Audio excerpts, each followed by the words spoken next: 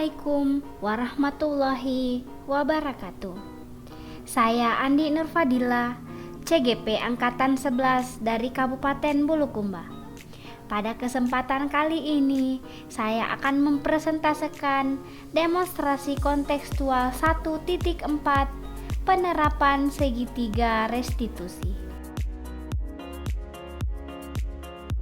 Segitiga restitusi adalah proses menciptakan kondisi bagi murid untuk memperbaiki kesalahannya sehingga karakter mereka lebih kuat ketika kembali pada kelompoknya.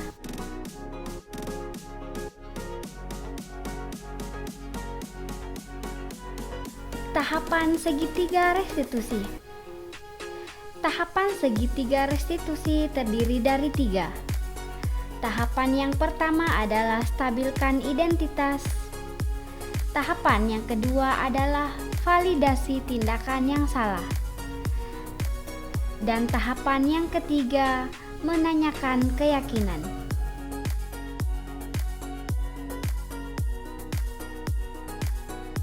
Pertama, menstabilkan identitas. Ketika seseorang dalam kondisi emosional, maka otak tidak akan mampu berpikir rasional.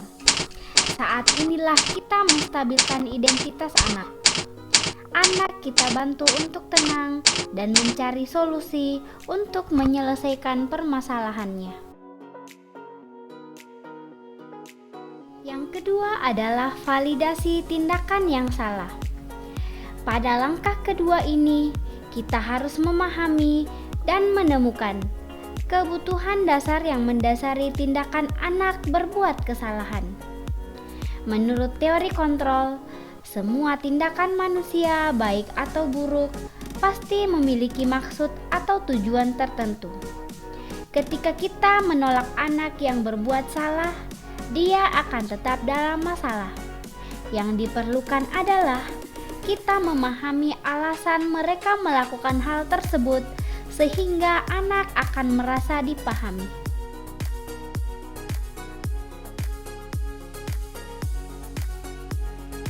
Tahapan yang ketiga adalah menanyakan keyakinan. Teori kontrol menyatakan bahwa kita pada dasarnya termotivasi secara internal. Ketika langkah 1 dan langkah 2 sukses dilakukan, maka anak akan siap untuk dihubungkan dengan nilai-nilai yang dia percaya dan berpindah menjadi orang yang dia inginkan. Penting menanyakan ke anak tentang kehidupan ke depan yang dia inginkan.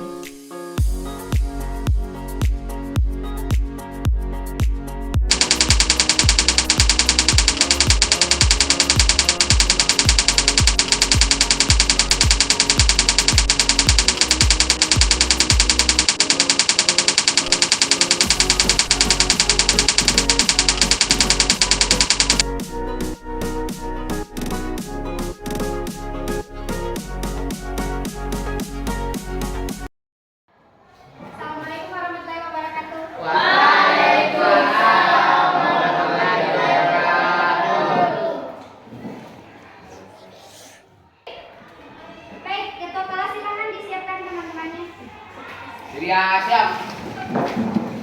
Beri salam.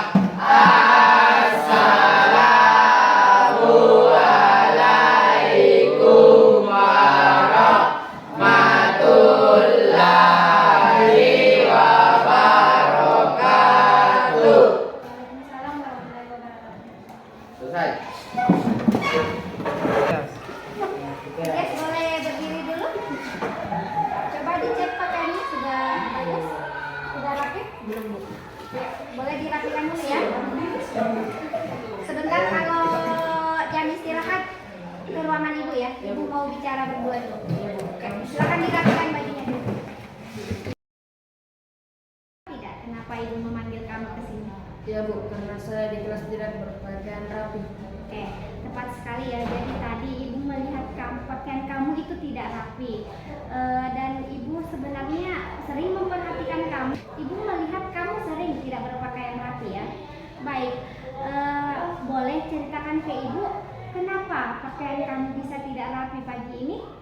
Saya terburu-buru, Bu, jadi saya tidak sempat untuk memasang kembali kancing saya. Oke, terima kasih sudah jujur ya. Ya, Bu. Saya mengerti kamu mungkin terburu-buru pagi ini. Kira-kira bagaimana perasaan saat berpakaian tidak rapi tadi? Saya sebenarnya malu, Bu, tapi saya benar terburu-buru. Apa jadi? Saya bisa memahami situasimu. Kamu mungkin terburu-buru pagi ini dan kita semua juga, bahkan ibu juga pernah mengalami hal yang buruk dan ibu juga pernah terlambat. Jadi kita semua pernah melakukan kesalahan, jadi tidak mengapa. Namun kemudian mari kita berbicara tentang aturan berpakaian di sekolah kita. Apakah menurutmu aturan itu penting tidak? Penting, Bu, supaya kita bisa terlihat rapi dan disiplin di sekolah. Oke, tepat sekali ya. Jadi aturan berpakaian itu membantu kita menciptakan lingkungan yang teratur dan profesional. Nah, sekarang Ilyas, kira-kira apa yang bisa kita lakukan untuk memastikan besok mungkin dan seterusnya kamu berpakaian rapi? Saya akan memasang kembali kancing saya dan saya akan menyiapkan pakaian saya dan mengecek alarm saya. Oke, ide yang bagus ya, ide yang bagus, sangat bagus. Jadi apa yang bisa kamu lakukan sebentar untuk memastikan besok kamu berpakaian rapi? Saya akan menyiapkannya sebelum tidur. Sekali Ilyas, ibu yakin kamu pasti bisa melakukannya. Kalaupun kamu misalkan butuh bantuan, jangan ragu untuk menghubungi ibu ya. Oke, terima kasih karena sudah berbicara. Terima kasih juga atas kejujurannya. Sekarang kamu boleh kembali ke kelas. Terima kasih, Bu.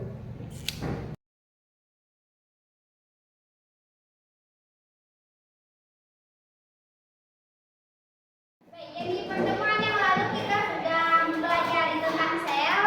Kita sudah mengamati sel hewan dan sel tumbuhan. Ada yang masih ingat apa perbedaan antara sel hewan dan sel tumbuhan? Silakan angkat tangan. Iya, silakan Naimah. Sel hewan memiliki lisosom, sedangkan sel tumbuhan tidak memiliki. Oke, tunggu sekali. Sel tumbuhan memiliki klorofil, sedangkan sel hewan tidak memiliki. Sel tumbuhan memiliki dinding sel, sedangkan sel hewan tidak memiliki. Oke, berikan tepuk tangan dulu untuk Fatimah.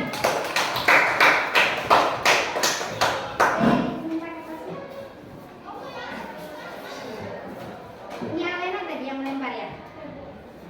Apa ini?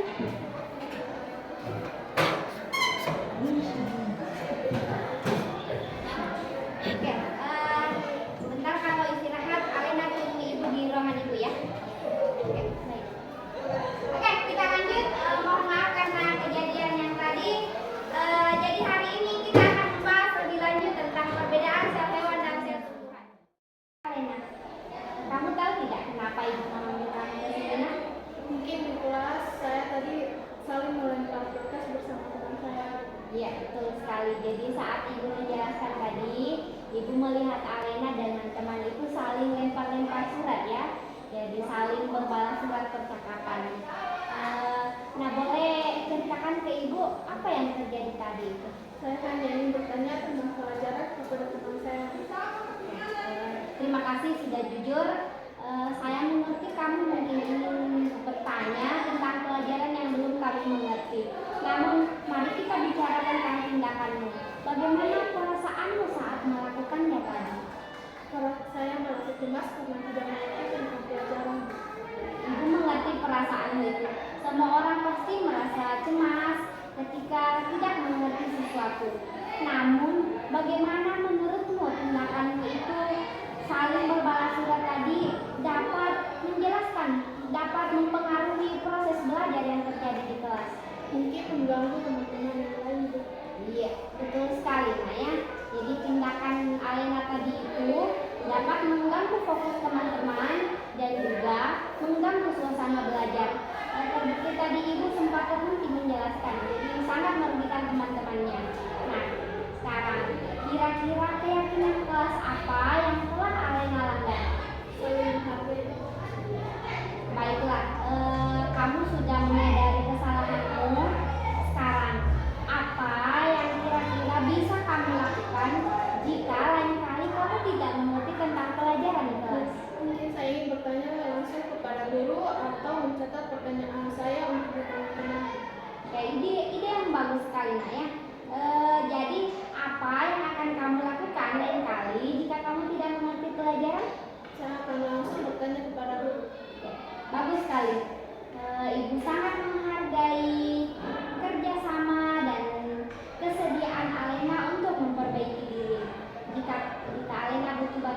jangan ragu untuk menghubungi Ibu ya. Ya, Bu. Terima kasih, Bu. Sekarang Alena boleh kembali ke kelas dan bergabung dengan teman-temannya yang lain.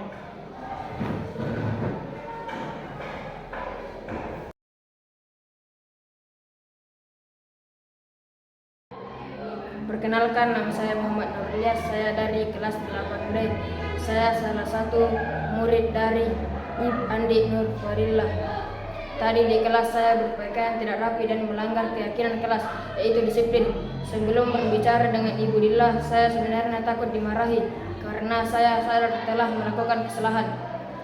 Namun setelah berbicara dengan Ibu Dillah dan beliau tidak terlihat marah, akhirnya saya merasa rileks dan dapat terbuka menceritakan alasan saya berpakaian tidak rapi. Ibu Dillah juga membimbing saya untuk bertanggung jawab, mencari solusi menyelesaikan masalah yang saya buat, sehingga akhirnya saya lega dan dapat belajar dengan tenang.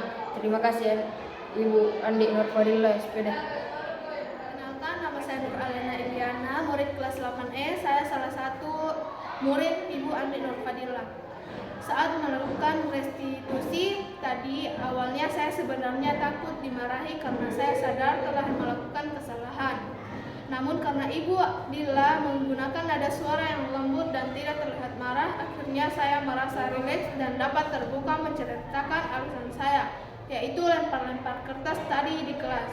Ibu Dillah juga membimbing saya untuk bertanggung jawab, mencari solusi menyelesaikan masalah yang saya buat, sehingga akhirnya saya lega dan dapat belajar dengan tenang. Terima kasih Ibu Andi Nur Fadillah.